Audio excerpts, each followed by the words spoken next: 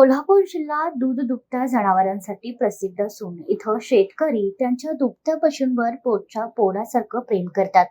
उत्तरेश्वर पेठ भागात राभाडे कुटुंबाच्या पाळीव म्हशीचा अचानक मृत्यू झाला, ज्यामुळे संपूर्ण कुटुंब पोरकं झालं. ही म्हैस राभाडे कुटुंबास वर्षानुवर्ष साथ देणारी होती आणि तिच्या अचानक जाण्याने कुटुंबियांचे धैर्य आणि मनोबल ढासळले. मृत्यू झाल्यावर दफनविधीसाठी तयारी सुरू असताना चिंतामणी राबाडे यांनी त्यांच्या नातेवाईकांनी हंबरडा फोडला. उपस्थित लोकांच्या तो हंबरडा काळजाला फाडणारा होता. घरातील प्रिय प्राणी गेलेल्या काळजीदायी वेदना पाहून उपस्थित नागरिकांचे डोळे पाणावले.